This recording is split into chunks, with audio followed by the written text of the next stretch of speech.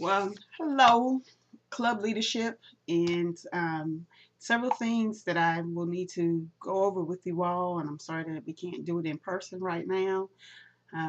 Just a little brief update on me and my health. I'm doing well, and I do come in the office, but I also work from home. So I want to tell you that if you have anything that you need me to look over, or you have any questions, you need to send me an email. If it's something that you need me to look at immediately, you need to let Pam know, and she knows how to get a hold of me. I want to remind you all to make sure that any documents that need to be signed or reviewed, that you get them in the office early enough, especially if it's something that I cannot sign and it has to go to the university. And because sometimes that takes a process for legal counsel to review it and make a decision. So it just depends on what it is. So I want to remind you to check the state 4-H website. There are a lot of opportunities there for clubs, and if you're not in the know, there's no reason for you not to know, because the information is there on the state 4-H website. 4-H Day at the Capitol. All members who are registered and all volunteers who are registered and cleared on our 4-H online system received a notice from the university about 4-H Day at the Capitol. That is a great event, and it's in April, and sign up is open.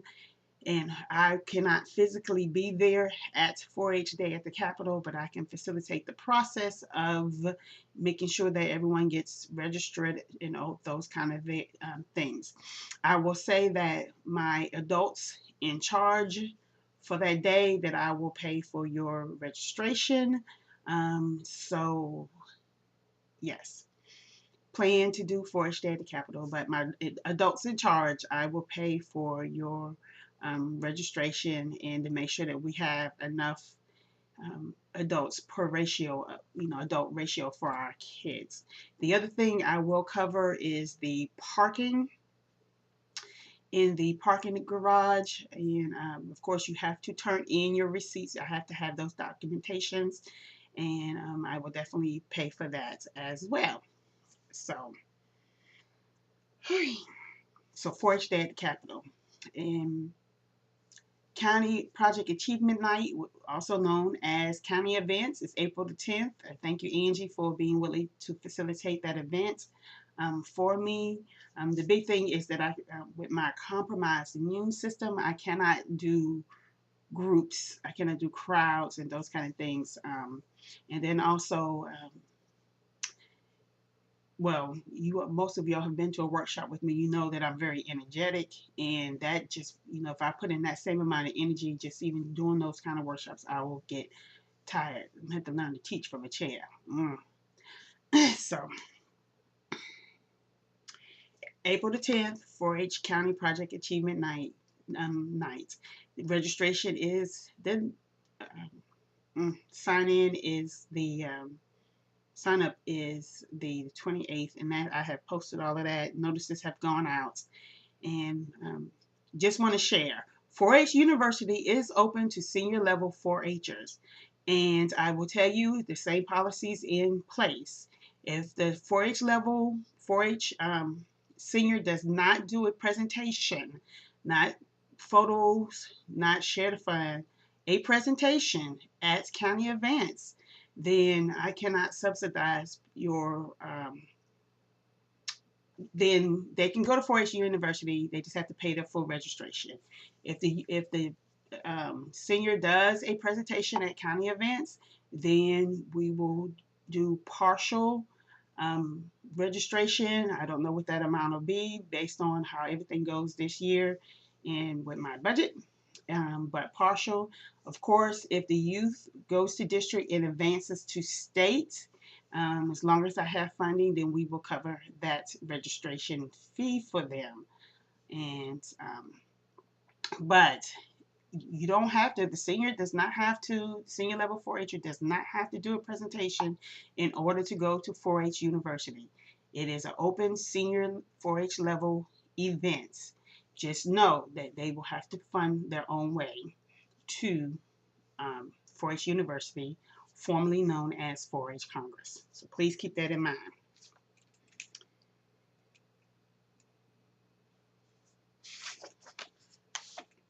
Let's talk about screening. And you may have heard tidbits, you may have let it rattle around in your mind and out your ear and all those kind of things, but the standards and procedures for screening have changed, and it is a more intensive process. And so as we are working our new people through, we have to backtrack now and to cover our club leadership. So club leadership, that's a co-leader, leader, also support volunteers. You will receive, as part of this message, there will be attachments. You will need to, you can review the orientation if you want to. It's not necessary, but some updates have been done, and so you may be interested. Check it out. But the youth protection standard, which takes the place of the screening the chaperone certification, it takes the place of the chaperone certification. You all will need to complete that and pass that. Once you have passed that, make sure that you forward the email to myself and Pam. You will also need to complete the affidavit of good moral character. The affidavit of good moral character, you will need to complete that. As well, you will need to go through the 435 live scan screening. And so I will give you, I'm going to have to turn and look this way for a second. Calendar.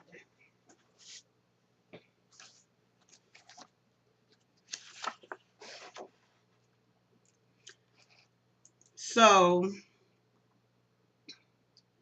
about 3 weeks for you to work through the process, because I know you all have busy schedules. Some of you may have to come in the office and do the training on the youth protection policies from the university.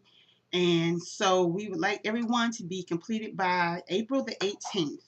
April the 18th, everyone to be completed, and so that I can have a bulk of people go through the 435 scanning process. So the youth protection training, you need to do the training, pass that. The affidavit of good moral character, you need to get that.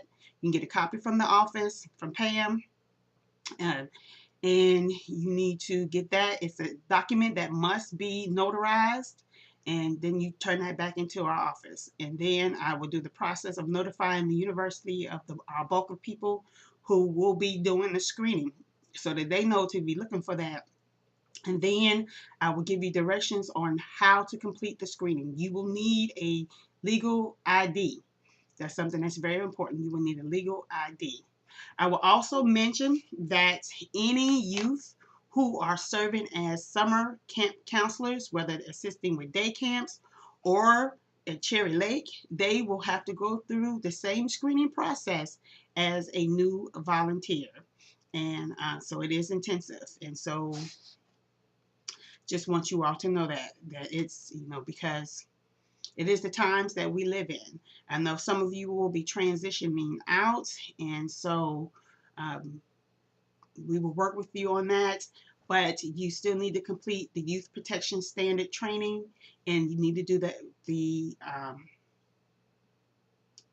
affidavit of good moral character. And so we're going to go from there. And so I need something else. Let's see. District events is May the 3rd, and it will be in Liberty County. And so just want you all to know when district events is May the 3rd, and it's going to be in Liberty County, so that you will know and be prepared about that, and so the youth will know.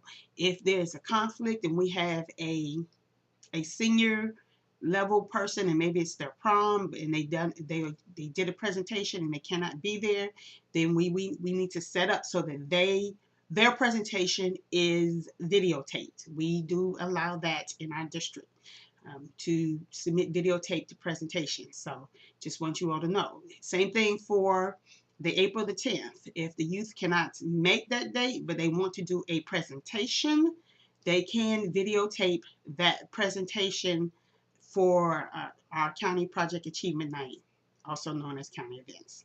So this is my update for you all. Thank you for your well wishes. I am doing well. Just making it through. I went flashing my bald head. I just went and had my hair cut to eliminate all that shedding and stuff. But again, that's why 4-H continues to function, is because we have our volunteers.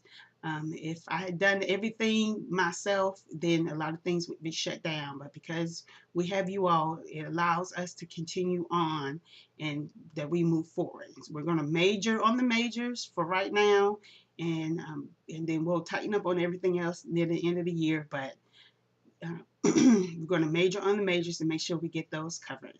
So if you have any questions, anything that you need to know, again, you can send me an email. If it's something that I need to look at immediately, you need to let Pam know, and Pam knows how to get a hold of me, because sometimes I might be away from my work phone. You can't always call me on my work cell phone, but sometimes I'm away from it, and then Pam knows how to get a hold of me. So thank you so much, and have a great and marvelous day, and continue to be you, and I'm grateful for you.